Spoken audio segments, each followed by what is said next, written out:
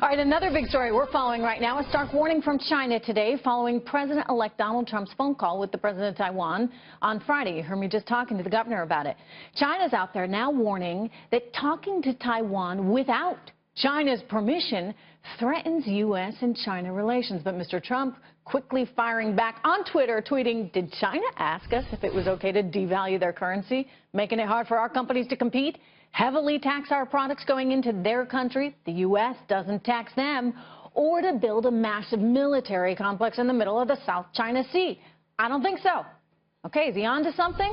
Is it time to rethink how we do business with China? Joining me right now, foreign policy analyst Arash Aramesh. Arash, always good to see you. You're saying we don't really need to be rethinking. You like the way it currently is. Tell me why. You know what? Nobody's saying we should ask permission from the Chinese, who happen to be, if not an adversary, they're definitely a rival on the global scene. But here's what seasoned foreign policy experts, analysts, and veterans in this field would say.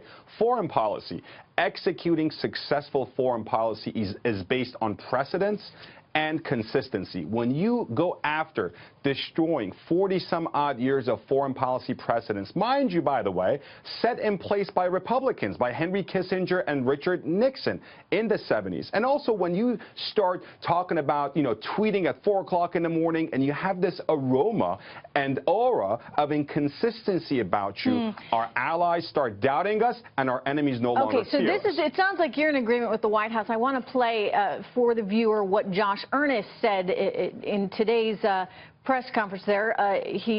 We got the tape? Yeah, we've got it. Let's run this right here. This is Josh Earnest. Some of the progress that we have made in our relationship with China could be undermined by this issue flaring up.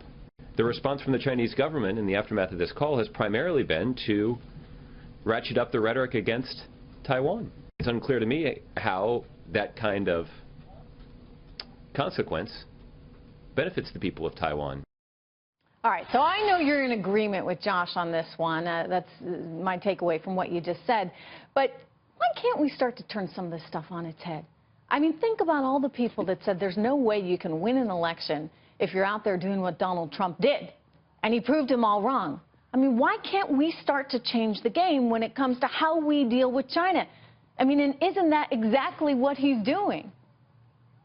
No, he's not, and this is what he's doing. He made a rash decision. For the first week, we thought this was yet another amateurish move by a very inexperienced transition team. Now it turns out, about a week even before talking to the president of Taiwan, the Trump team wanted to set up this call. So we need to know first. You know what it tells me then? It tells me that they're not as inexperienced as you think. What it tells me is that this is a guy who's a darn good negotiator, who has gotten to where he is in life because he knows how to negotiate. And he's not going to play by the same rules that were always set up. These are 40-year-old rules.